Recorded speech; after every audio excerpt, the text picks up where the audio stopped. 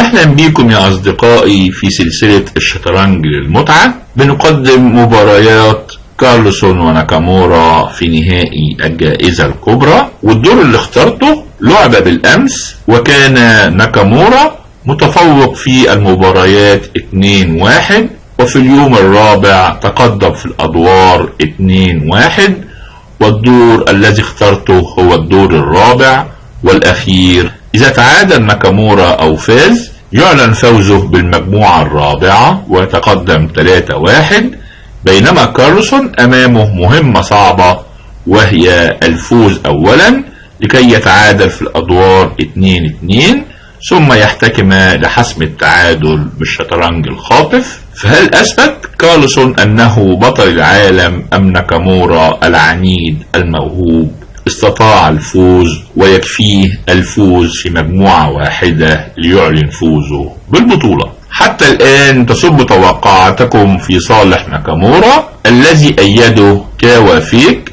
والبركان السائر وندهال براهمي وأمير محمد وفادي أحمد وسلامة كيناني وصالح أحمد، بينما رشح كارلسون مراد المنشي ومصري مصر وراف سال وقرار السعدي وتركي الشمري، وثلاثة من الأصدقاء لم يحسموا موقفهم: أحمد محمد وإبراهيم محسن وهشام موتو. والآن هيا نرى هذا الدور الملتهب. كارلسون بالأبيض أمام ناكامورا 17-8-2020.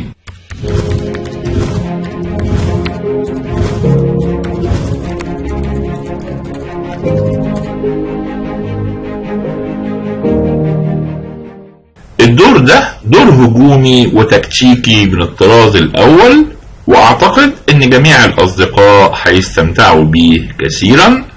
كارلسون بالأبيض ولعب E4 E5 نايت F3 نايت C6 بيشوب C4 الطابق الهادي بيشوب C5 كاسل نايت F6 طالب البيدة والأبيض بيحميه D6 C3، والاسود عادة اما بيبيت او بيلعب ال A6، ولكن ناكامورا لعب H6 بيمنع الحصان من الوصول للمربع G5 والتصويب على F7 مع الفيل. روك E1 بيحمي البيدة ومستعد للعب ال G4 كاسل نايت BD2 A5 نايت F1. في التفريع ده الحصان بيوصل للمربع G3 او ربما للمربع E3 ثم يصل للمربع F5، وناكامورا كمل بيشوب E6 طالب التكسير. وكارلسون لو قبل الاسود بياخد سعيدا، ورغم ان لديه بدائين مزدوجين الا انه بيسيطر تماما على الوسط، ولذلك كارلسون لم يقبل التكسير وكمل بيشوب B5 نايت E7 D4. الفيل لو تراجع الابيض هيفوز ببيدق، ولذلك مجبر على اخذ البيدق، وبعد الاخذ الفيل بيتراجع والابيض لعب نايت G3 D5 E5 والحصان ذهب للمربع E4. هنا بالطبع الابيض يستطيع الفوز ببيدق بنايت E4، لكن دي نقلة ضعيفة لان الاسود بياخد وبعد الابيض ما يفوز بالبيدق الرخ بيتخلى عن حماية الوزير والاسود بيلعب C5 والبيدق مربوط، والاسود في النهاية بيسترد البيدق بموقف افضل، او ربما يلعب كوين D5 طالب الرخ وطالب الفيل والابيض بيحميهم بالوزير، لكن هنا الاسود بيكمل بروك D8 وبيكثف الضغط على بيدق D4 وبيهدد بنايت F5 ويفوز بالبيدق. اذا التكسير نقلة ضعيفة، وكارلسون كمل بيشوب D3. حاليا الابيض بالفعل بيهدد بالفوز ببيدق، ولذلك ناكامورا اخذ والابيض اخذ بالبيدق، وهنا ناكامورا لعب A4 وكارلسون رد بيشوب C2. طالب يلعب الكوين D3 بتشيك ميت على المربع H7، لكن لا يستطيع لعبها فورا والا هيجي رد قوي ببيشوب F5 والوزير لازم يتراجع. على اي حال ناكامورا كمل A3 B3، ورغم ان الابيض فايز ببيدق الا ان تم تدمير هيكل البيادق في جناح الوزير، وناكامورا رد ببيشوب G4 بيربط الحصان على الوزير، وكارلسون لعب نقلة قوية A4 بيفتح المربع A3 لوصول الفيل وربط الحصان على الرخ. وبعد كوين D7 الاسود اتم تعبئته وتم الربط بين الرخين، والابيض ايضا كمل بيشوب A3 بيربط الحصان، والرخ ذهب للمربع E8 وبينهي الربط. لكن كارلسون كان له فكرة جيدة للغاية ولعب بيشوب تيكس E7. النقلة دي مفيدة جدا للابيض، لان بعد كوين E7 كارلسون استطاع لعب الكوين D3 طالب الكوين H7 تشيك والكوين H8 تشيك ميت، والاسود حاليا لا يستطيع لعب البيشوب F5 لان الحصان غادر الرقعة، ولذلك لعب G6، والنقلة دي بتضعف موقع الملك المبيت. وكارلسون استفاد فورا بنايت H4. لاحظ ان الحصان لم يعد مربوط بعد حركة الوزير، وهنا افضل نقلة لناكامورا هي لعب الكوين G5 ومحاولة الهجوم في جناح الملك، ولكن ناكامورا كمل بالنقلة الشرسة كوين B4 طالب بيدق الD4، والابيض لا يستطيع حمايته، والاسود لابد ان يفوز ببيدق. لكن كارلسون كان عنده رأي اخر، يا ترى ايه هو؟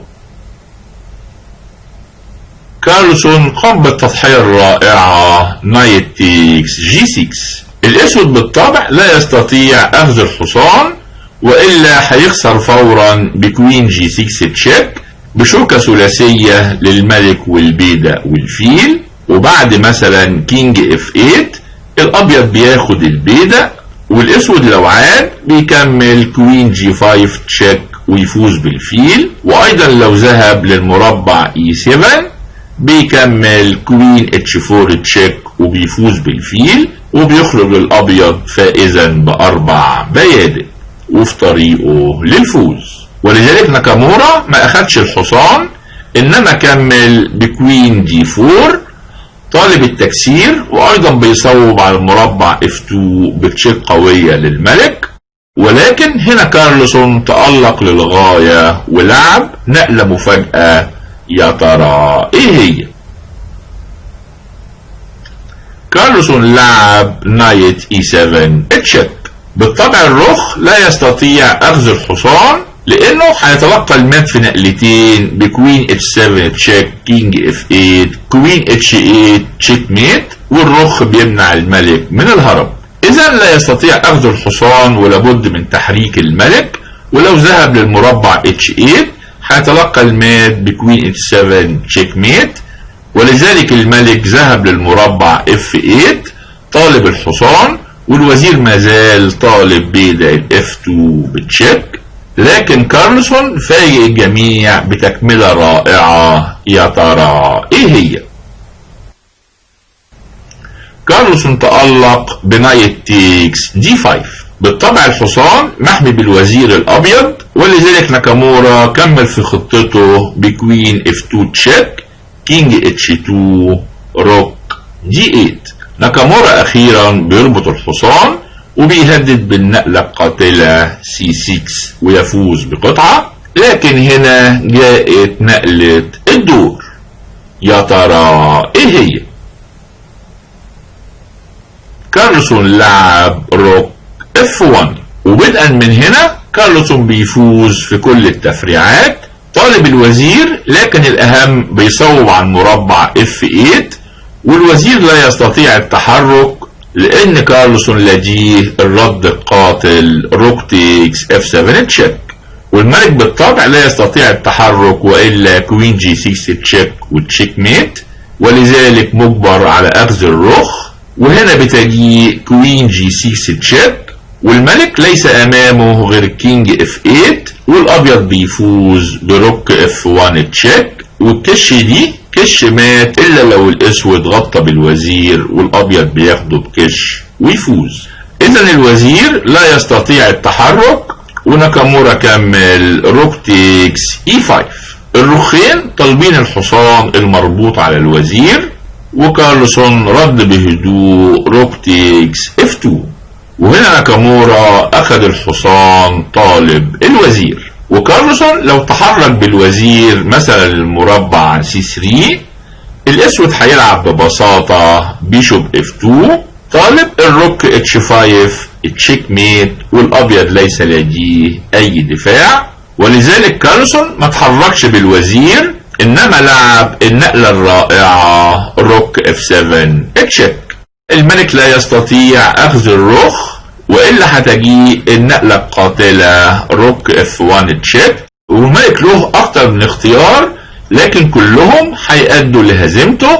مثلا لو ذهب للمربع G8 هيلعب كوين G6 تشيك، كينج H8 روك F8 تشيك ميت. ولو ذهب للمربع E6 هيكمل كوين G6 تشيك، والملك لازم يتراجع، والرخ بيذهب للمربع F7 بتشيك. لو الملك تراجع هياخد التشيك ميت، ولذلك لابد ان يغطي بالرخ، وبعد الاخذ بكش الملك بياخد والوزير بيفوز بالفيل. حامل مربع الحرج H5 ولا يوجد مات للاسود، وبالطبع الابيض هيفوز. اخيرا لو ذهب للمربع E8 الابيض هيكمل بنفس الطريقة كوين G6 تشيك، كينج E7 روك F7 تشيك. والملك لو تراجع للمربع E8 هيتلقى المات في نقلة، ولابد ان يذهب للمربع G8، وبعد كوين G8 تشيك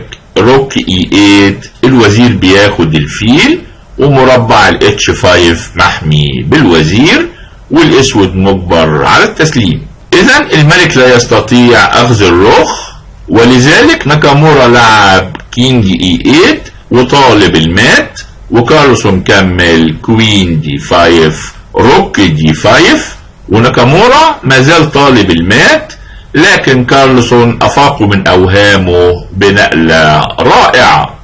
يا ترى ايه هي؟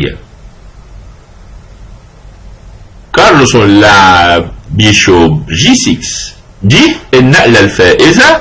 الفيل بيحمل رخ وبيحمل مربع H5 الحرج، وايضا بيهدد برفع الرخ بكش والفوز بالرخ الاسود.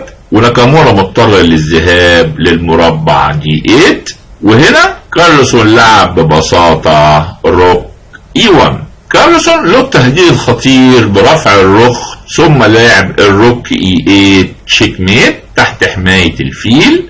وناكامورا ليس لديه اي دفاع، ولذلك لعب يائسا C6، وبعد روك B7 طالب الفيل وطالب المات. الفيل ذهب للمربع C7 وبيغلق طريق الرخ، لكن كارلسون كمل بثقة روك E8 تشيك، كينج D7، وهنا لعب روك H8. طالب يلعب الروك H7 ويفوز ايضا بالفيل، وناكامورا بدون دفاع ولذلك سلم. وبكده تعادل كارلسون 2-2 في الادوار، وفاز بحسم التعادل بالشطرنج الخاطف، ووصل للتعادل في الجولات 2-2. ومنذ دقائق انتهى اليوم الخامس بفوز ناكامورا بعد ان تعادل في الاربع ادوار، وفاز كارلسون في الدور الخاطف الاول، ولحق به ناكامورا في الدور الثاني، واحتكم الى حسم التعادل أمجدون الذي فاز فيه ناكامورا، وتقدم على كارلسون 3-2. وما زال امامنا جولتان، اذا فاز ناكامورا في احدهما يعلن فوزه، بينما كارلسون يحتاج للفوز في الجولتين القادمتين. وما زلت في انتظار توقعاتكم لكي اوثقها. واذا اعجبك هذا الفيديو من فضلك سجل اعجابك واشترك في القناة وشارك بتعليقاتك.